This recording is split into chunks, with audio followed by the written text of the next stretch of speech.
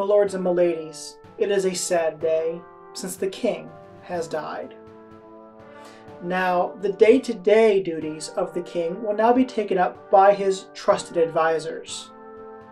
We will continue to be as fair and impartial as we possibly can be and keep the kingdom running until a new heir is found.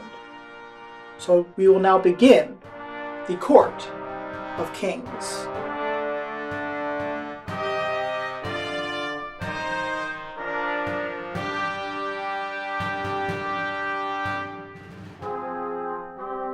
In the Court of Kings, you will be one of the former king's trusted advisors, and now you will be on the court, and you'll be dealing with the day-to-day dealings of the kingdom.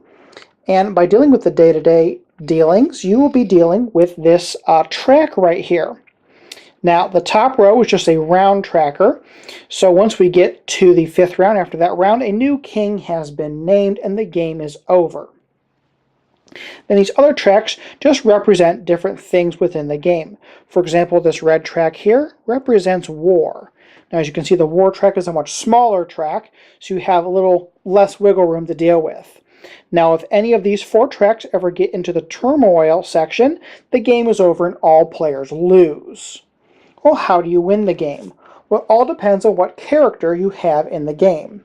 So let me show you some of the characters. There is an isolationist. There is a liberalist who has some pretty awesome hair there.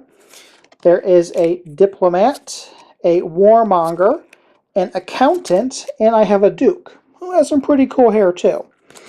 But anyways, if you look at the cards here, they have certain tracks highlighted here. So for example, the isolationist here, they want the war track to be all the way down to a 1. So they want a very, very peaceful kingdom. And then they want the blue track all the way up to 7 or higher, which is pretty cool. And let's just go over to the warmonger. Well, the warmonger really likes war. It's in his name. So he wants the war track all the way up to a 5, where he wants the blue track there to be down to a 3. And each person wants something a little bit different. The accountant here, they want the gold track, which I assume is a money track. They want that to be 7 or higher. Now, the only person that has something a little bit different is the duke. The duke here says that if no one wins the game before a new king is crowned, then you win. So I'm just going to say, for my own personal flavor, that the duke is the one who actually inherits the throne. So he's the one who usurps everybody and decides to take his own rightful place as the leader of the kingdom. But that's just my own spin on it. It's how you can take it however you want to. So, to play the game, first of all, you're going to shuffle up all of the character cards, and you're going to deal 1 to each player. So, I have the liberalist here. So, looking at the liberalist, he doesn't care about war, he doesn't care about money, but the green and blue tracks, let's just say this is a balance of the kingdom, and this is a castle track. Doesn't really matter what you want to call them, you can figure it out. So he wants the green track to be 3 or less, and he wants the blue track to be 7 or more. So, how do we determine how these tracks move? Well, on the opposite side of the rule book, there is this ledger. Now, in this ledger, there are different little scenarios and stories that happen. At the end of each scenario and story, there's going to be a question. Once the story has been read, then you're going to look at these little cards here. Now, there's a couple of them, so you can spread them out throughout the table. But these cards tell you the different things that you could possibly do in response to whatever the question was in the story. So, usually they deal with a particular column, so that's where you should probably be casting your vote.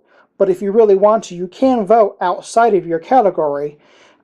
It just kind of makes everybody a little bit more suspicious about what you're trying to do and which tracks you're trying to manipulate into your favor. So, for example, this middle track here, You can increase taxes, you can decrease taxes, you can reimburse, or you can do a levy. Now on this side it tells you a little bit more about what each of the tracks mean, or what each of the decisions mean. So you can force people to pay more by increasing taxes, for to pay less by decreasing tax. You can reimburse, which is to give away, or you can take from, which is to levy. So there's this side, or if you don't want to have all those explanations, there is this side, which I feel is a little bit easier to read and see what the tracks are doing, but this kind of gives you a little more flavor if you really want to do the total role play of the game, which is really beneficial in the game. So, saying that I am the liberalist, let's go ahead and read one of the stories that are in the book. So the very first one I have here is Adam's Apples. The large metal-bound wooden doors creak open, drawing the attention of the room.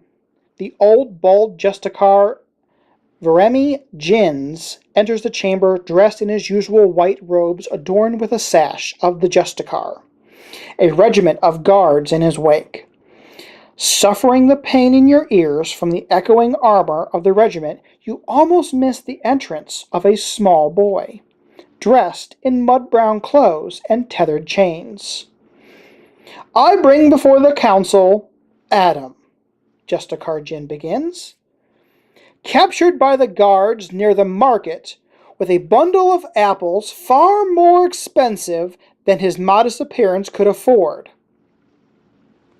The guards seized the boy and questioned the apple merchants in the market. Unable to find the merchant who sold the fruit to the lad, the guards brought him to me, and I bring him to you. What say you, Adam? Jin asks. He gave me the apples, lord. The man with the cart and the horse. He gave them to me. I swear, Adam, please. As you can see, Jin continues, I cannot take this boy's claims without proof, and I can neither disprove the boy's claim.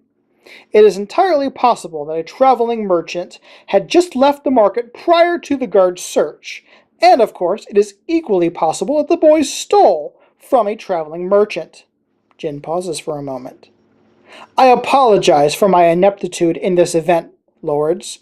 However, the duty of this court is to render judgment to the fate of the citizens as much as it is to lead armies.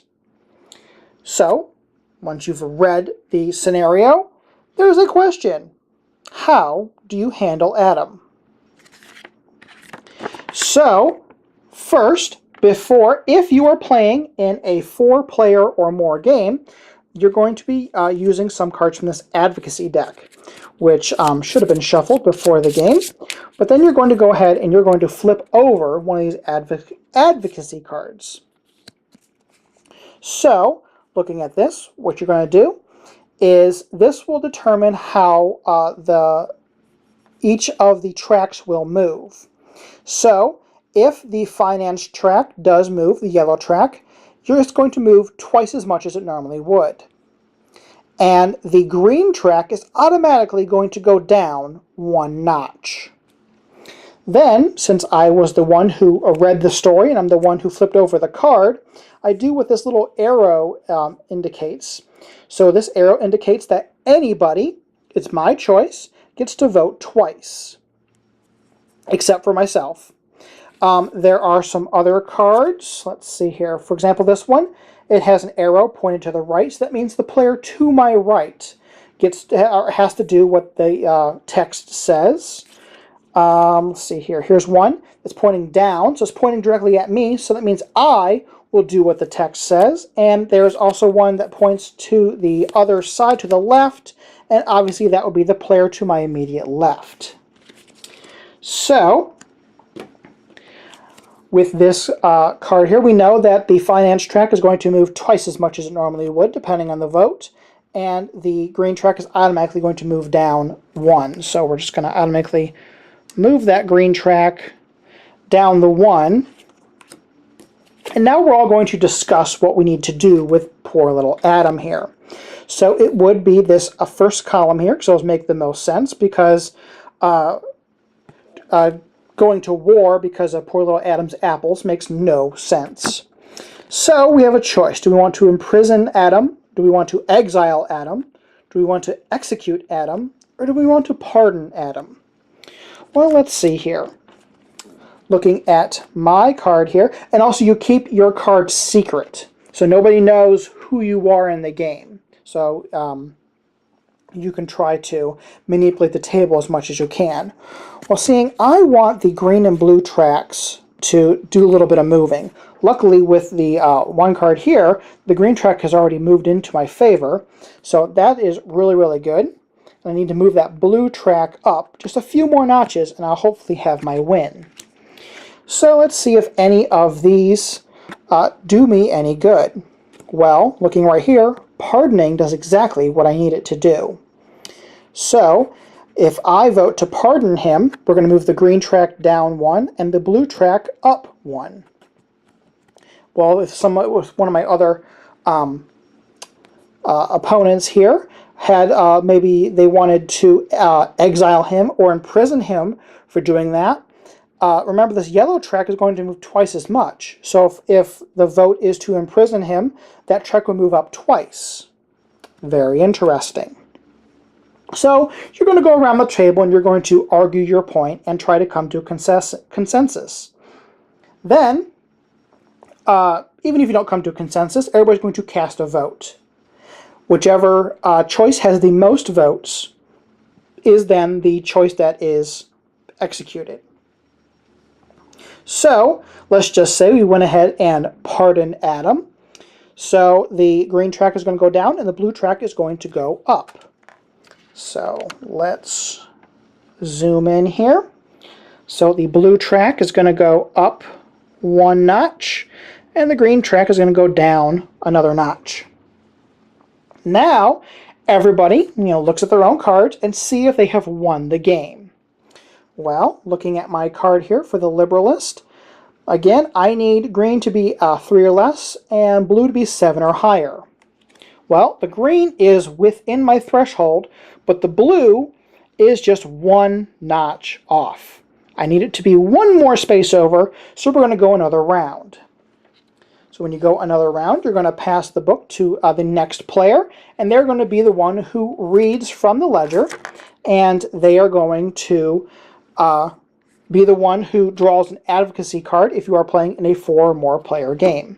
The game will continue until somebody has won, or the round track goes all the way to 5 and nobody has been successful, or if any of these tracks ends up in the turmoil section, the game is over and nobody wins. This program is part of the Pathological Nerdcasters Network. Find more at pncn.rocks, where all the geeks come to play. So that is Court of Kings. I really enjoyed this one. This one is a very interesting game where you're trying to manipulate the entire table, but not quite tip them off as to what you're trying to do to the board there. So sometimes, like for the example with poor little Adam there, if I would have had a card that would have wanted me to do some of the worse things, let's say exile or execute, you really got to figure out, it's like, no, I believe that he should be executed, and I believe that we should punish people, and they should have a valid story, and there's no reason for him to be having apples when he obviously can't even afford these, and we are not a kingdom of people that just give out stuff. Everything has a price, everything must be paid for, and you can do stuff like that. You can really, really get into the role play of this, and this game really benefits from some really fun role play. So I could even see this game getting pretty heated, people kind of arguing and yelling at each other, as long as you remember that as long as whatever happens in the game stays within the game, it doesn't drift off into other parts of your life or anything like that, I think that is all well and good. I really like stuff like this. This is an excellent game. So if this looks like something that you would be interested in, I'll have a link down below for the Kickstarter as soon as it goes live. And as always, thank you so much for watching. Please do not forget to like, share, subscribe, and help support Cloak and Meeple. My subscribe button is right down below. My support link is right over there. Didn't put the wrong direction this time. It's right over there. And please remember that I am part of the Pathological Nerdcasters Network. You can go over to pncn.rocks to find out more information about everybody else that is within the network. And I will see you next time.